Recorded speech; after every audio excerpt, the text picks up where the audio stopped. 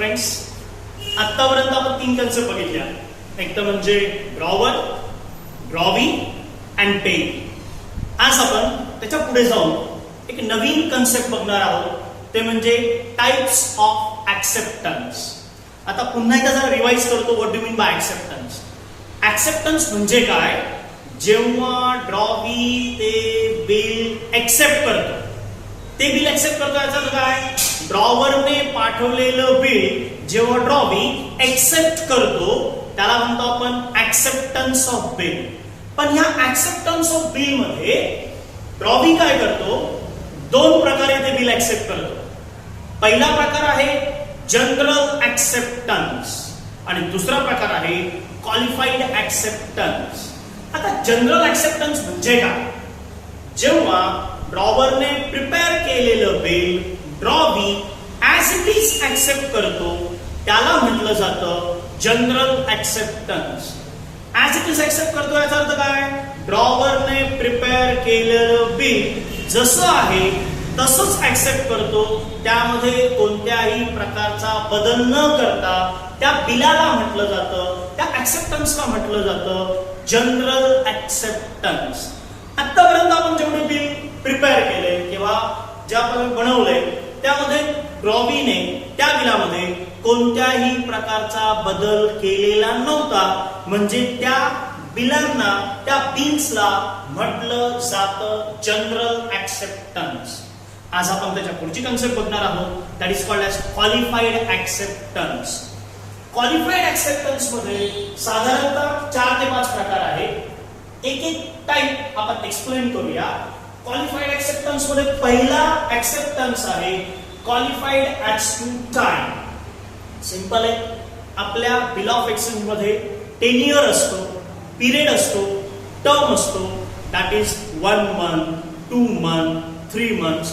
It might be in a form of days, 30 days, 90 days, 45 days.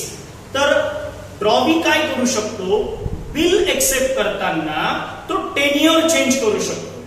आता bill accept करताना tenure change करू शकतो याचा अर्थ काय? फॉर एक्झाम्पल, ड्रॉवीने असं लिखाण केलंय 30 days after date pay to me, म्हणजे 30 दिवसांनंतर मला पैसे दे. जर समजा ड्रॉवीला त्या पिरियड मध्ये चेंज करायचा असेल तर तो पिरियड ऑब्विसली कमी नाही करणार, तो पिरियड वाढवून घेईल. म्हणजे काय? जर ड्रॉवरने लिखाण केलं असेल की मला 30 दिवसांनंतर पैसे दे, तो कदाचित असं म्हणू शकतोय, नाही मी तुला 40 दिवसांनंतर पैसे देणार आहे. पुन्हा पुढचं अजून एखादं एक्झाम्पल घेऊया. सपोज ड्रॉवर असं म्हटलं, पे मी आफ्टर 2 months, मला 2 महिन्यांनंतर पैसे दे. तर तो असं म्हणू शकतोय, नाही मी तुला 2 महिन्यांनंतर नाही देणार, तर मला पिरियड वाढवून दे. I will pay after 3 months. याचा अर्थ काय? ड्रॉवी हा पिरियड नॉर्मली वाढवतो, त्याला म्हटलं जातं क्वालिफाईड ऍज द टाइम. त्यानंतर दुसरी कन्सेप्ट आहे क्वालिफाईड ऍज टू अमाउंट. आता अमाउंट म्हणजे तुम्हाला माहिती आहे आपलं बिल परफेक्शन म्हणजे अमाउंट असते. ज्याप्रमाणे टाइम हा वाढवला जातो त्याचप्रमाणे एक्झॅक्टली वाईस वर्सा बिलाची अमाउंट ही कमी केली जाऊ शकते किंवा कमी करतो असं म्हणावं लागेल. समजा असं असेल, ड्रॉवरने म्हटलंय amount of bill of rupees 10,500, बिलाची अमाउंट आहे 10,500. पण ड्रॉवी काय म्हणे? मी तुला फक्त 10,000 रुपयेच देणार आहे. याचा अर्थ काय झालं? पिरियड हा वाढवला जातो आणि अमाउंट ही कमी केली जाते. मग ती कोणत्याही स्वरूपात असेल त्याला म्हटलं जातं क्वालिफाईड ऍज टू अमाउंट. पुढचा कन्सेप्ट आहे प्लेस, पार्टीज, कंडिशन. आता प्लेस म्हणजेच काय? की तो म्हटला की मला नाशिकला पैसे आणून दे, पण तो असं म्हणू शकतो, नाही नाही तू पैसे पुण्याला घ्यायला घे फॉर एक्झाम्पल. किंवा अजून पुढचं एक्झाम्पल काय आहे? पार्टीज. जसं आपण बिल ऑफ एक्सचेंज मध्ये पे टाकतो, पे टू एक्स वाय झेड, तर ते इथून असं कंडिशन टाकू शकतोय की मी पेला पैसे देणार नाही, मी तुलाच पैसे देईन. त्यानंतर अजून एखादी एक्सपायझरी कंडिशन ऍड करू शकतोय. मी असं नाही असंच करेल. That is called as qualified as to condition. जरी हे 4-5 प्रकार असतील तरी आपल्या एक्झाम पॉइंट ऑफ व्ह्यू आपल्यासाठी दोनच टाईप खूप महत्वाचे आहे. एक तर म्हणजे क्वालिफाईड ॲज टू टाइम, जसं मी एक्सप्लेन केलंय 30 डेजचे 40 डेज, 2 मंथ्स 3 मंथ्स, किंवा पुढचा प्रकार आहे तो म्हणजे क्वालिफाईड ॲज टू अमाऊंट. म्हणजेच 10,500 असेल तर मी तुला फक्त 10,000च देणार. म्हणून सांगतो पुन्हा की आपल्यासाठी 2 टाइप्स ऑफ क्वालिफाईड ऍक्सेप्टन्स फार महत्वाचं आहे. एक तर रिगार्डिंग आहे टाइम आणि दुसरं आपलं रिगार्डिंग आहे अमाऊंट. आता जे आपण टाइप बघितले त्यामध्ये आपण पहिल्या टाइपचं एक्झाम्पल घेणार आहोत, ते म्हणजे क्वालिफाईड ॲज टू, ज्याला म्हणूया आपण amount. Qualified as to amount याचा अर्थ काय, तर त्याने अमाऊंट बदललेली आहे. अमाऊंट बदललेली आहे. पहिले एक छोटंसं एक्झाम्पल एक्सप्लेन करूया. Mister Amol Sane 42 Gangadharam NG road so and so, हे पॅराग्राफच्या माध्यमांमध्ये त्यांनी एक्सप्लेन केले. मी डायरेक्टली प्रॉब्लेम एक्सप्लेन करतो आणि मग आपण कंटिन्यू करूया.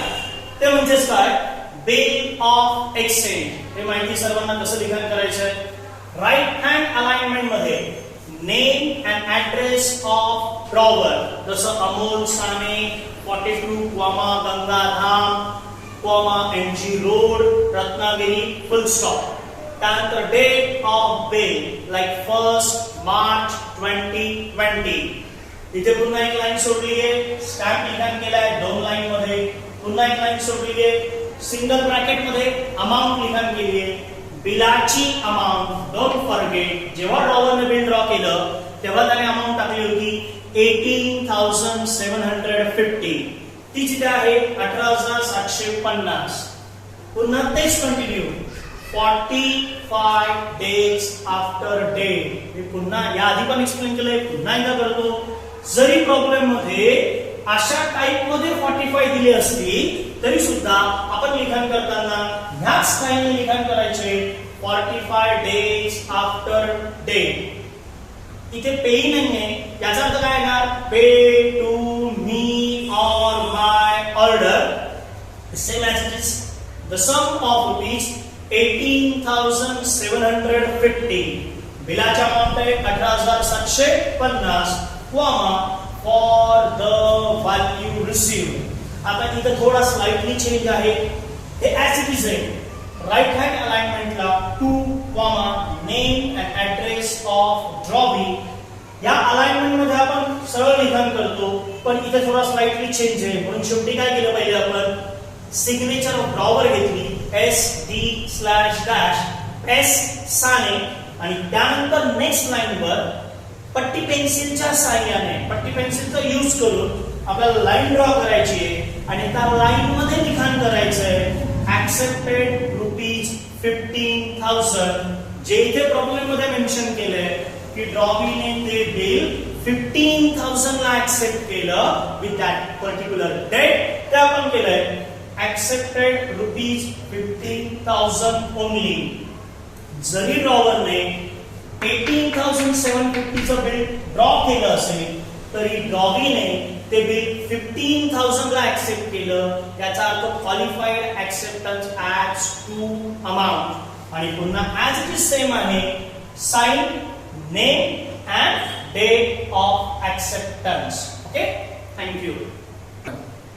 ओके, आता आपण सेकंड एक्झाम्पल घेणार आहोत. क्वालिफाईड ॲज टू टाइम म्हणजे ड्रॉवी बिल एक्सेप्ट करणार आहे पण टाइमचा चेंज करून. आता आपण बुक मधलंच एक प्रॉब्लेम घेतलेला आहे, पण हा प्रॉब्लेम थोडासा वेगळा आहे. आतापर्यंत काय आपण प्रॉब्लेम कसे घेतले, इंडिव्हिज्युअलचे घेतले, ए ड्रॉज बिल ऑन बी. पण इथे काय आहे, पार्टनरशिप फर्म आहे. आता सर्वांना माहिती आहे पार्टनरशिप फर्म म्हणजे काय. त्या पार्टनरशिप फर्म मधला एक पार्टनर दुसऱ्यावर बिल ड्रॉ करतोय, म्हणजे याच्यामध्ये सिंगल पर्सन नाहीये तर पार्टनरशिप फर्म आहे.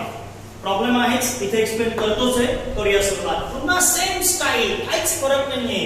लिखाण करण्याची पद्धत तीच. बिल ऑफ एक्सचेंजचा बी कॅपिटल, ई कॅपिटल, अलाइनमेंट ठेवायची आहे. इथं मात्र आपल्याला काय करायचंय, तर पर्सनचं नाव न घेता त्या पब्लिकेशनचं नाव घ्यायचंय. Neerja publication house. पुढे त्याच अलाइनमेंट मध्ये नरिमन पॉइंट मुंबई. त्यानंतर डेट 9 फेब्रुवारी 2020. इथे पुन्हा तेच आहे. एक लाईन छापायचा, 2 लाईनचा असेल स्टॅम्पचा बॉक्स, पुन्हा एक लाईन सोडायची, त्यानंतर एक सिंगल लाईनचा बॉक्स असेल, that is our amount. Period 1 month after date. Pay to, इथे आहे पेई म्हणजे नेम ऑफ पेई. मग इथे पेई कोण आहे? Messrs Vidya traders. समजून घ्या, मिसेस, मेसर्स, मिस्टर याच्यामध्ये फरक आहे.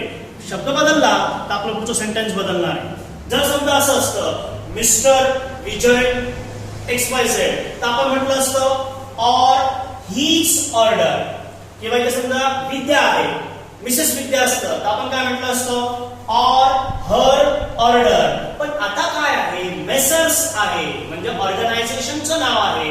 म्हणजे तिथं काय आहे, pay to messrs Vidya traders Lonavala or their order. फार महत्वाचा पॉइंट आहे. इथे खूप सारे विद्यार्थी मिस्टेक करतात. हीच, हर, देअर.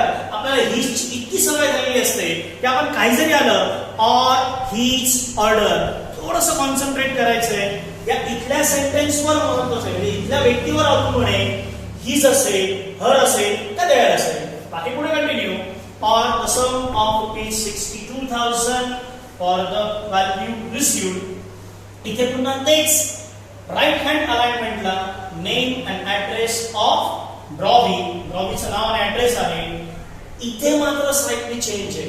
थोडंसं लक्ष द्या. इथे वरती आपण पार्टनरशिप फर्मचं नाव टाकलंय, पण जेव्हा तो ड्रॉवर म्हणून साइन करतो तेव्हा कसा एक पार्टनर साइन करतो. तिथे आहेच आपलं पार्टनरचं नाव गुप्ता. तेच आपण इथे शॉर्टकट मध्ये एस गुप्ता लिखाण केलंय आणि त्यानंतर खाली लिखाण केलंय की तो त्या पब्लिकेशनचा पार्टनर आहे. Partner of Neeraj publication house. P.H. केले, जागा नाही म्हणून तुम्ही इकडून लिखाण करून ते पूर्णपणे लिखाण करू शकताय. आणि सगळ्यात महत्वाचा पॉइंट, याच्या आधी आपण चेंज केलं तर qualified acceptance as to amount. आता आपण घेणार आहोत qualified acceptance as to time. इथे बिल आहे 1 महिन्याचं, पण ड्रॉवीने जेव्हा बिल एक्सेप्ट केलं तेव्हा त्याचा टेन्युअर, पिरियड, टर्म ही वाढवलेली आहे. 1 महिन्याच्या ऐवजी ती व्यक्ती, ती ऑर्गनायझेशन म्हणते की मी तुला 1 महिन्यात नाही तर पुढील 2 महिन्यात बिलाची अमाऊंट पेड करणार आहे. याला म्हटलं जातं qualified acceptance as to time. Okay.